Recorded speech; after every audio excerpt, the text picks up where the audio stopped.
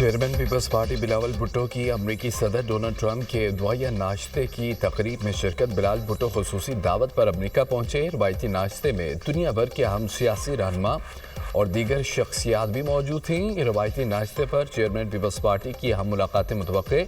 آئندہ ماہ بلاول بھٹو چین اور یورپ کے دورے پر بھی جائیں گے۔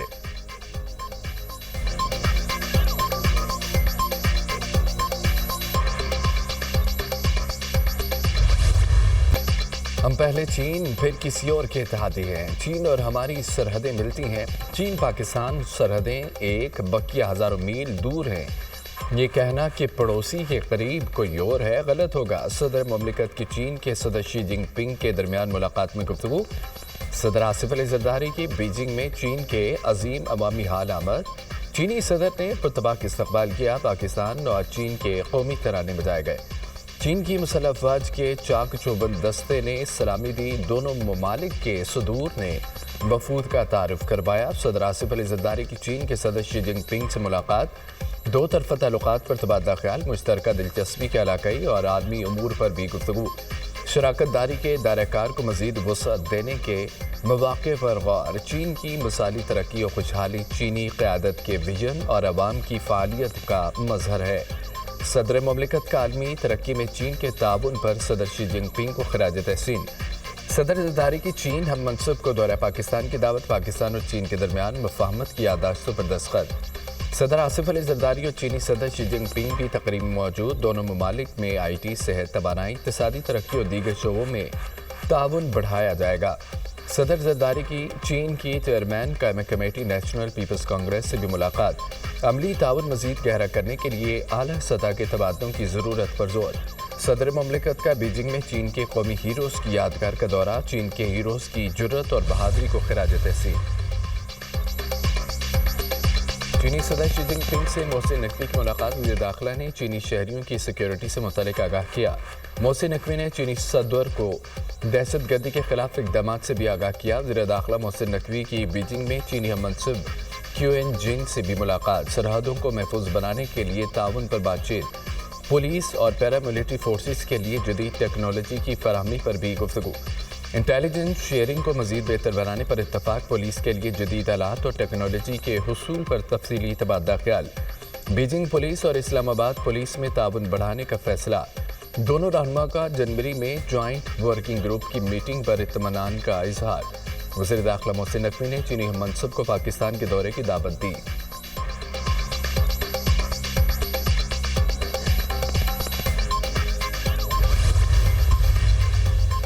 پاکستان کا کشمیر میں بھارتی جبر و ظلم کے خلاف اقوام متحدہ جنرل اسمبلی اور سلامتی کونسل کو خط۔ اقوام متحدہ کشمیر میں جاری بھارتی عسکری بربریت کو فوری رکوائے۔ سلامتی کونسل کشمیر پر بھارتی قبضے کے خاتمے میں کردار ادا کرے۔ کشمیریوں کے حق خود ارادیت کو تشدد کے ذریعے دبایا جا رہا ہے۔ اقوام متحدہ کشمیر پر بھارتی تسلط کے خلاف قراردادوں پر عمل درآمد کو یقینی بنائے۔ اقوام متحدہ میں پاکستانی مندوب منیر اکرم کی سلامتی کونسل کے سربراہ سے ملاقات۔ خط پیش کیا۔ ڈونلڈ ٹرمپ کے بیان پر امریکی حکومت کے عہدیداروں کی وضاحتیں۔ صدر ٹرمپ نے غزہ کے علاقے کی تعمیر نو کی بات کی ہے۔ ٹرمپ نے غزہ کی تعمیر نو کی ذمہ داری لینے کی پیشکش کی ہے۔ غزہ کی تعمیر نو کے وقت فلسطینیوں کو کہیں اور جا کر رہنے کی ضرورت پیش آئے گی۔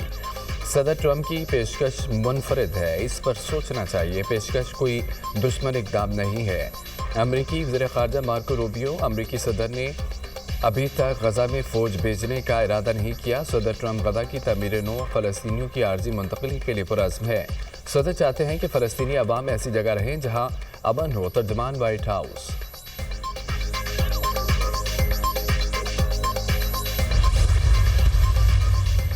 فلسطینی ریاست کے قیام کے بغیر سعودی عرب اسرائیل کے ساتھ تعلقات قائم نہیں کرے گا۔ سعودی عرب کا فلسطینی ریاست کے قیام کے حوالے سے موقف اٹل و غیر متزلزل ہے۔ سعودی عرب کا ڈونلڈ ٹرمپ کے بیان پر دو ٹوک اعلان۔ چین کی غزہ کی پٹی سے فلسطینیوں کی جبری انخلاء کی مخالفت۔ فلسطین پر فلسطینیوں کی حکمرانی بنیادی اصول ہے۔ غزہ کے شہریوں کی کسی اور جگہ جبری منتقلی کے مخالف ہیں۔ چینی وزارت خارجہ۔ غزہ پر صدر ٹرمپ کے قبضے کا بیان اشتعال انگیز اور شرمناک ہے۔ صدر ٹرمپ کا بیان بین الاقوامی قانون کی خلاف ورزی ہے۔ مقبوضہ علاقے سے فلسطینیوں کو جبر پہ بے دخل کرنا جنگی جرم ہے، امنسٹی انٹرنیشنل۔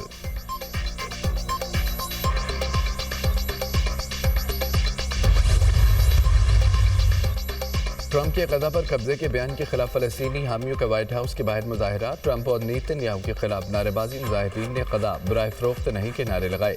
مظاہرین نے فلسطینی پرچم اور پلے کارڈ اٹھا رکھے تھے، پلے کارڈ پر آزاد آزاد فلسطین اور جنگی مجرموں کی میزبانی بند کرو کے نعرے درج تھے۔ ٹرمپ کے غزہ سے متعلق بیان پر حماس اور فلسطینیوں کا سخت رد عمل، حماس نے ٹرمپ کے بیان کو خطے میں مزید کشیدگی پیدا کرنے کی سازش قرار دے دیا۔ کسی بھی صورت اپنی سرزمین سے بے دخلی قبول نہیں کریں گے، یہ منصوبہ اسرائیلی قبضے اور جارحیت کو مزید طول دینے کی کوشش ہے۔ ترجمان حماس کا شدید رد عمل، کسی صورت اپنی سرزمین چھوڑ کر مصر یا اردن منتقل نہیں ہوں گے، غزہ کچرا نہیں ہماری زمین ہے۔ فلسطینی عوام نے منصوبے کو اپنے حقوق پر ایک اور حملہ قرار دے دیا۔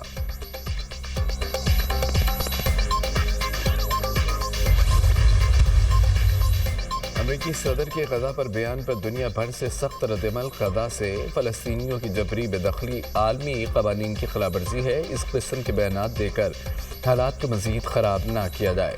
غزہ تنازع کے حل کی تلاش میں معاملے کو سنگین نہ کیا جائے۔ سیکرٹری جنرل اقوام متحدہ انتونیو گوتریس۔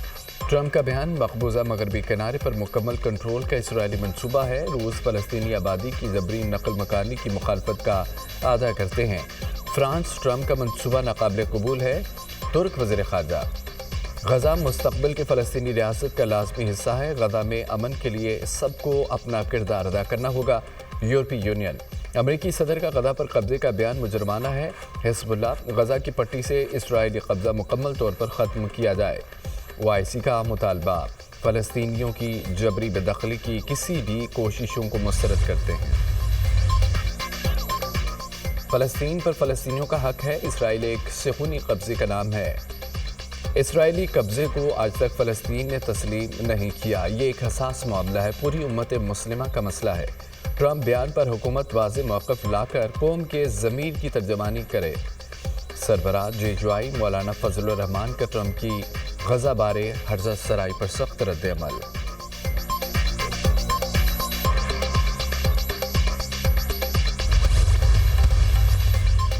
خیبر پختونخوا کے علاقے کرک میں امن دشمنوں کا وار، بہادر خیل پولیس چوکی پر دہشت گردوں کی فائرنگ، 2 پولیس اہلکار شہید، 6 زخمی، شہید ہونے والوں میں عدنان اور نقیب شامل۔ زخمی صدام، تیمور سعید، جنید الیاس اور ثنا محمد کو اسپتال منتقل کر دیا گیا۔ پولیس کی بھاری نفری موقع پر پہنچ گئی، پولیس نے علاقے کو گھیرے میں لے کر سرچ آپریشن شروع کر دیا۔ نواز شریف کا ملکی معاشی صورتحال پر اطمینان کا اظہار، مہنگائی کی رفتار میں کمی آنا معاشی بہتری کا اشارہ ہے، ترقی کی رفتار کا بڑھنا خوشگوار تبدیلی کی علامت ہے۔ شہباز شریف وفاق میں بڑی محنت سے کام کر رہے ہیں، پاکستان کو جس پستی کی طرف دھکیل دیا گیا تھا اس میں ٹھہراؤ آنا خوش آئند ہے۔ مریم نواز وزیر اعلیٰ سے بڑھ کر ایک ماں اور بیٹی کے جذبے سے کام کر رہی ہیں۔ سابق وزیر اعظم کی گفتگو، صدر مسلم لیگ نواز شریف اور وزیر اعلیٰ مریم نواز سے ارکان پنجاب اسمبلی کی ملاقات، ملکی مجموعی صورتحال اور ترقیاتی منصوبوں پر غور۔ ارکان اسمبلی کی پنجاب میں ترقیاتی کاموں اور عوامی منصوبوں پر وزیر اعلیٰ مریم نواز کو خراج تحسین۔ آپ سب کی رہنمائی اور اعتماد ہی ہماری قوت اور کامیابی کی کلید ہے، وزیر اعلیٰ پنجاب مریم نواز۔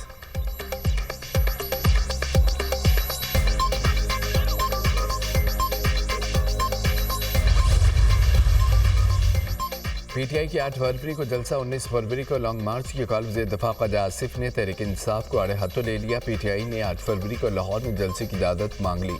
یاد رہے 8 فروری کو لاہور میں پاکستان اور نیوزی لینڈ کا پہلا میچ ہے، پی ٹی آئی نے 19 فروری کو لانگ مارچ کی کال دے دی۔ یاد رہے کہ 19 فروری کو پاکستان میں چیمپئنز ٹرافی کا پہلا میچ ہے، یہ پاکستان سے چیمپئنز ٹرافی کے میچ چھیننے کی وطن دشمن کوشش ہے۔ ایسا پاکستان کو کرکٹ کے میدان میں تنہا اور شرمندہ کرنے کے لیے کیا جا رہا ہے۔ اپنے سیاسی مفادات کے لیے بانی پی ٹی آئی اس قدر گر سکتے ہیں، شاید اس کے سپورٹر بھی نہیں سوچ سکتے، خواجہ آصف۔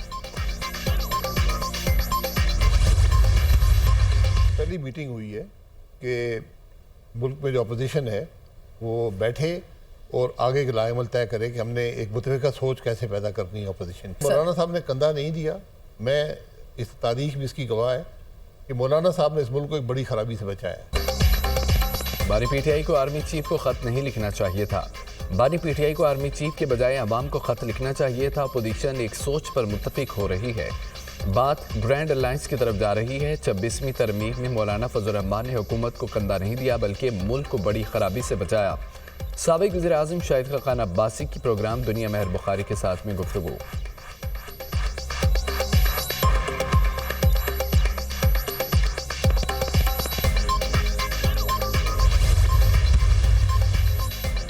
وزیر اعظم مراد علی شاہ کی وفد کے ہمراہ چینی کمپنی نورکو اور دیگر حکام سے ملاقاتیں۔ Karachi circular railway, Thar coal energy, electric بسوں، الیکٹرک ٹیکسیوں اور دیگر منصوبوں پر تبادلہ خیال۔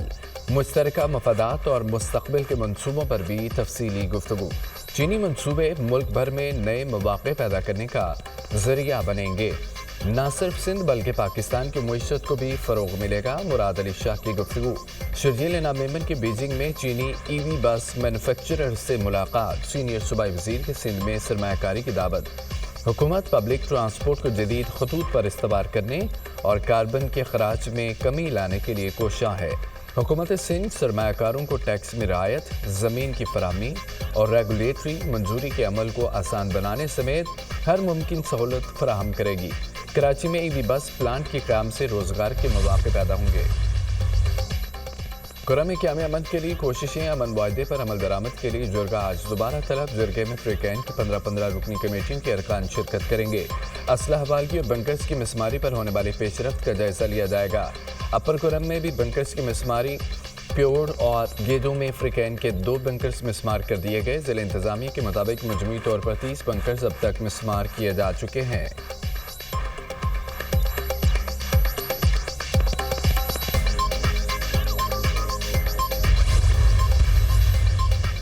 مہنگا سونا مزید مہنگا، قیمت 3 لاکھ روپے فی تولہ کے قریب۔ صرافہ بازار میں سونے کی قیمت میں مزید 5,300 روپے اضافہ۔